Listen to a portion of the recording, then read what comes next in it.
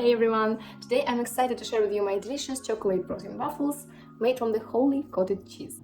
These waffles are packed with protein and they're perfect for your morning breakfast or for your post-workout snack, and they can help you easily reach your daily protein goals, such as 30 grams of protein per one meal, even without adding protein powder.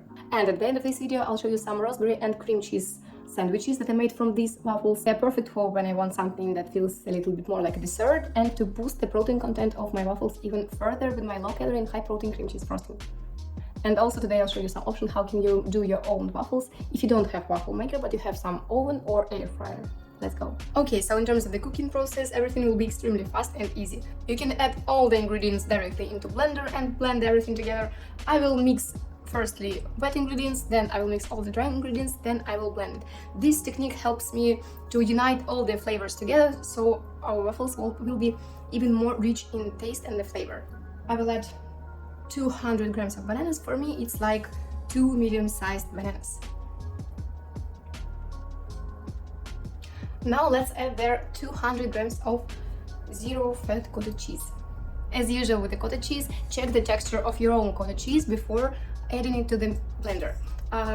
If your cottage cheese is too wet, strain it using a cheesecloth like me, or a sieve. I just twist it like that and press, squeezing excess moist from my cottage cheese.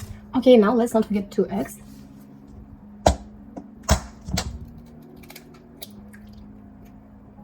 In a separate small bowl, let's quickly mix all the dry ingredients. 20 grams of cacao powder,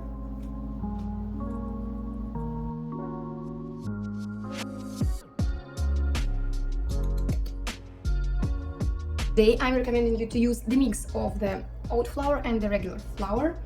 For me, it is a perfect combination. This one will help our waffles to be more nutritious, so we will keep far away from hunger for a longer period of time, because oatmeal flour is just basically grounded oats. That's what I did. I don't have any oat flour. I don't want to buy some extra package that will be just, sitting somewhere in my pantry. I just grounded my morning breakfast oats, and adding extra regular flour will allow our waffles to be more light, more fluffy, more airy, thanks to the gluten in the regular flour. If you are don't like the flour with gluten, or you just don't like the regular flour, you can go for a full oatmeal flour for this recipe. Let's not forget half a teaspoon of baking powder and 40 grams of erythritol-based sweetener. For this texture and for this recipe, it's better to use the bulking sweetener, such as allulose sweetener, monk fruit sweetener, or erythritol-based sweetener. I'm using a blend of erythritol with stevia. For me, it is a perfect combination. It reduces the cooling taste and effect from erythritol itself, and it has absolutely zero bitterness from the stevia. It has no side effects on your digestive system. I will leave the link to all the products that I'm using and I'm recommending down below under this video, including this sweetener that I'm using here. This is my main sweetener. If I cook any of my recipes, most likely I would use this erythritol blend, or I would go for allulose sweetener in the recipes where I need caramelizing effect of the real sugar, because erythritol cannot do that. Okay, now let's whisk everything a little bit. And now we will unite all the wet and dry ingredients and blend everything together.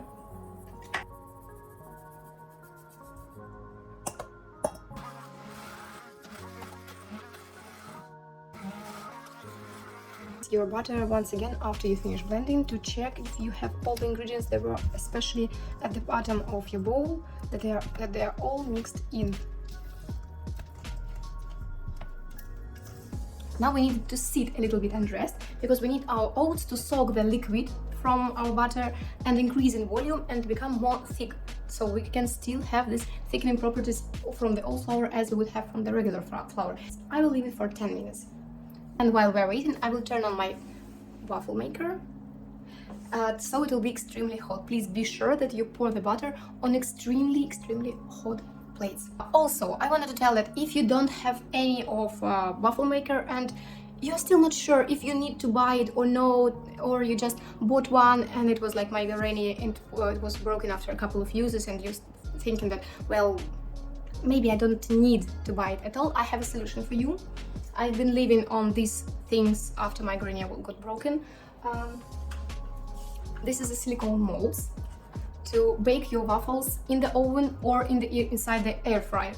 If it is Sunday morning and you just woke up and realized, wow, I want waffles for breakfast, surely you can do the butter in just 5 seconds.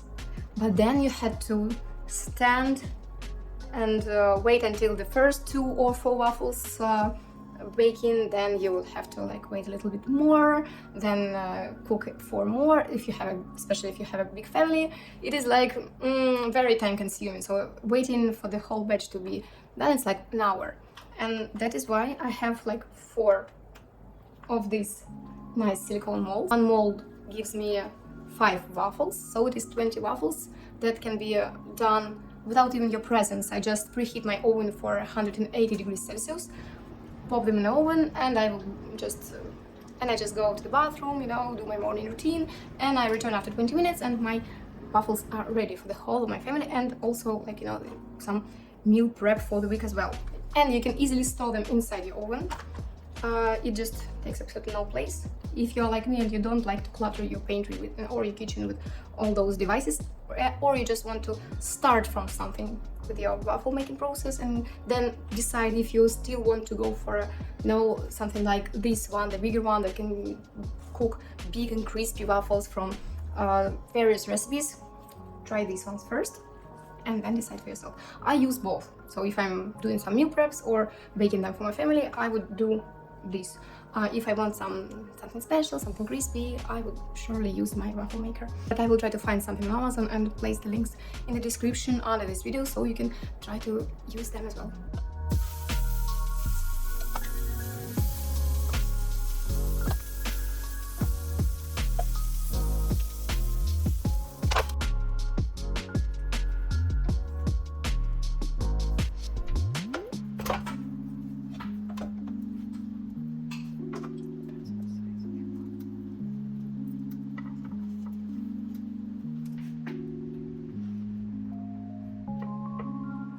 Okay guys, look what I got here. Very crispy. It smells delicious, like real chocolate. Will you forgive me if I will not wait for my fancy serving option and just do this?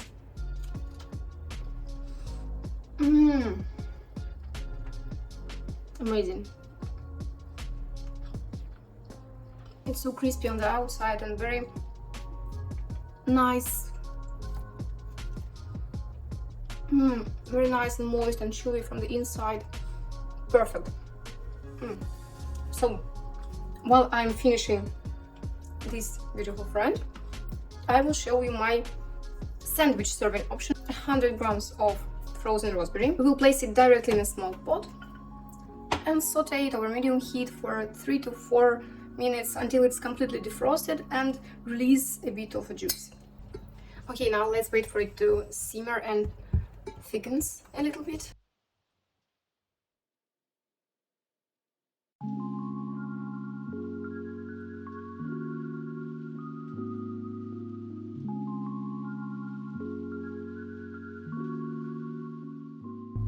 Okay guys, so now I think we're ready to decorate our waffles.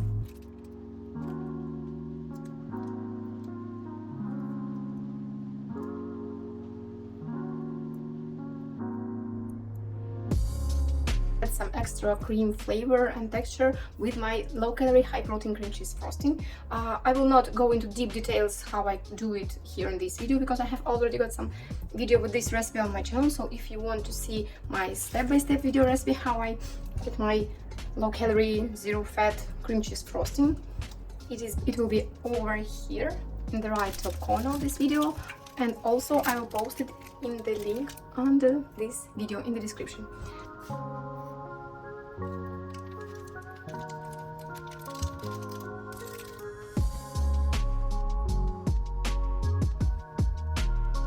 Guys, it seems to me that this is the way my perfect breakfast looks like.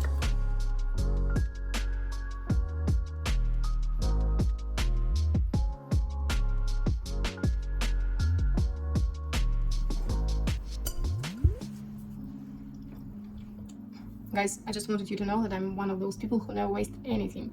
If my kitchen skillet or a pot is left like this, I feel pain in my chest and in my stomach as well, so here I am. I'm so sorry guys, but let's just be honest with each other. And if you cook like me, eating half of the veg when you're still cooking. Hit the like and subscribe button. We found each other, we're soulmates. This is heavenly.